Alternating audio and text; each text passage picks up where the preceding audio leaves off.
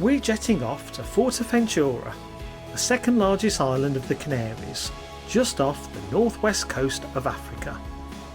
Over the next 7 days we're staying in 2 separate accommodations, an apartment near Corralejo in the north, and for the first 4 days an apartment near Costa Calma in the south. With mountains to hike, beaches to stroll and beautiful villages to explore, we have so much to share with you.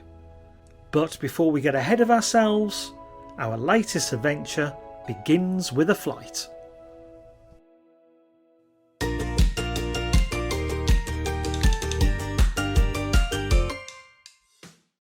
On our first day, we flew from Birmingham International and took the 4-hour flight to the beautiful island of Fuerteventura. We had pre-booked car hire as we wanted the flexibility to explore as much as the island as we could.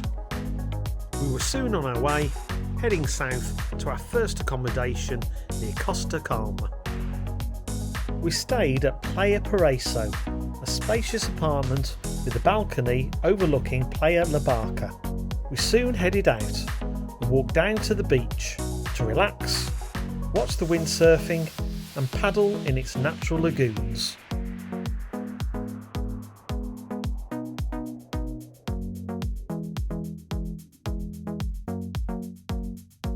Our second day, and we saw the most stunning sunrise from our balcony.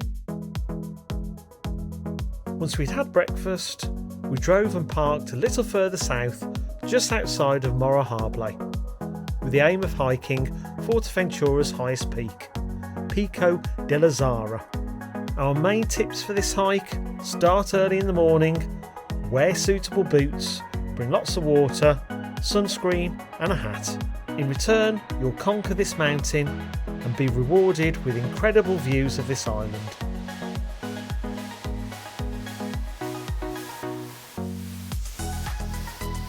We recorded a walk of 9 miles and we completed it in 6 hours.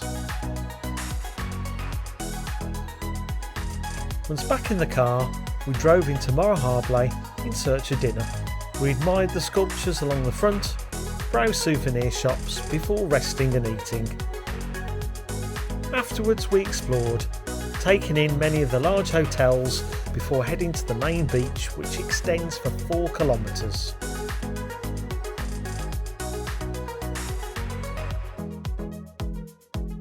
Going back to the car, we passed the main lighthouse. At 59 metres, it is also the largest lighthouse in the Canaries.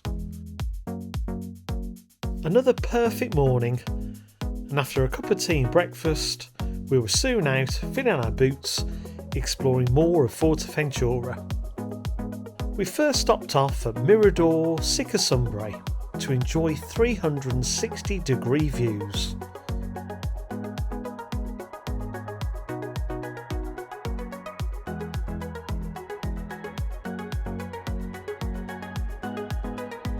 We then drove on to Ajuy, renowned for its beach, its natural rock formations, caves and amazing coastal landscapes.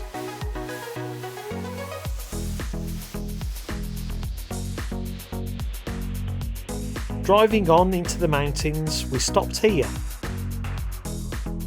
A great place for views and an opportunity to make new friends.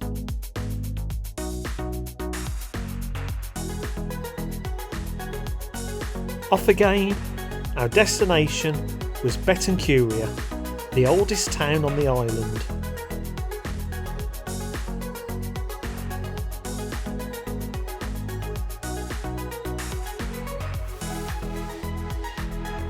Small and quaint, definitely worth walking around and soaking up the atmosphere whilst enjoying a slice of cake. We then drove uphill, just outside of the town, to enjoy the views, but also to take in the twin statues of Mirador Morro Velosa. Our final stop off was at Mirador Morro Velosa itself, a quieter spot tourist wise. The views were amazing. On our final full day in the south of Fuerteventura, we decided to spend the day on the beach, watching the world go by whilst getting sunburnt. It was truly a glorious and sunny day. However, the following morning there was a yellowish haze on the horizon. This morning we're on the move. We're changing accommodation. We're heading for the north of the island. With our bags packed, we were heading north to our next accommodation near Corralejo.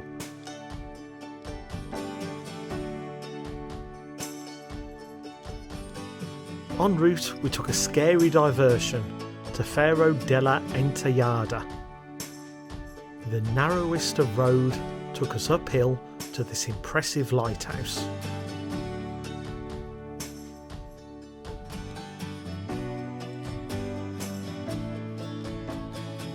Our second stop off was Caleta de Fuste to go in search of a natural rock pool. Very blue and inviting. We then took a stroll along the front to enjoy the beach and an ice cream.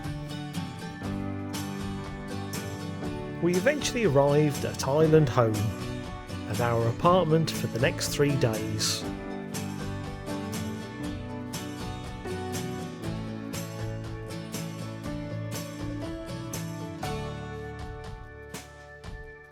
Very modern, this small complex even had a heated pool.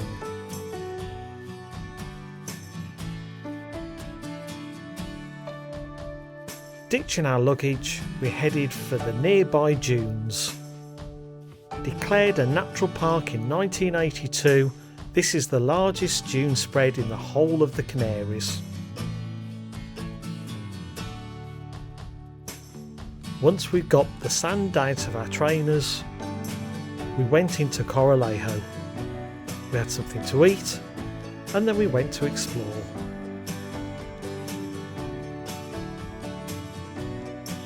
Corralejo is the largest resort on the island and also overlooks the island of Lobos.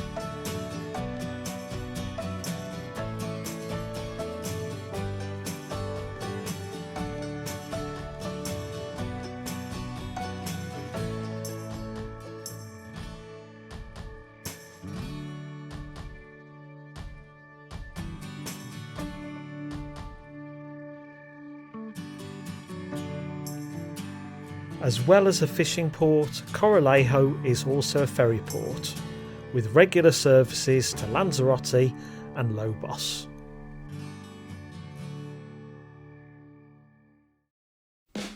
Our 6th day, and we wanted to visit the island of Lobos.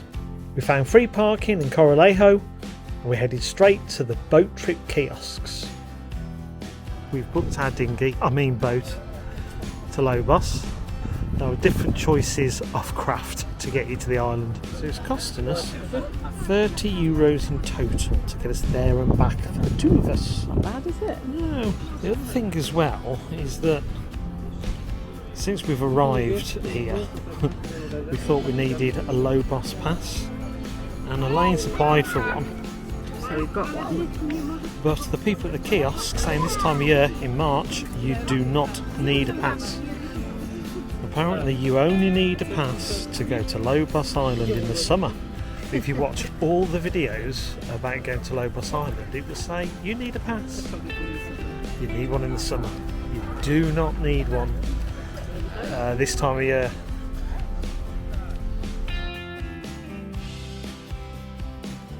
We climbed on board our water taxi, and after 15 minutes the boat pulled up at Lobos. You can hike the entire island, including walking the highest peak, which takes about half an hour.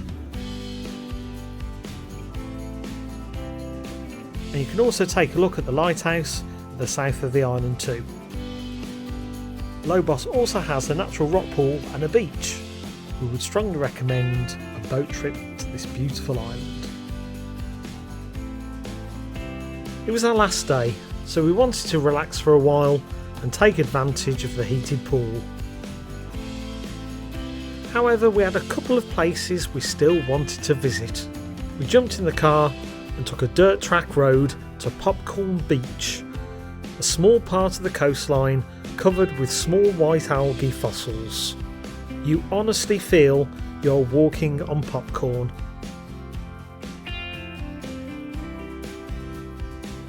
And finally we drove to Torron Lighthouse to take one final walk and to enjoy Fuerteventura's beautiful coastline for one last time.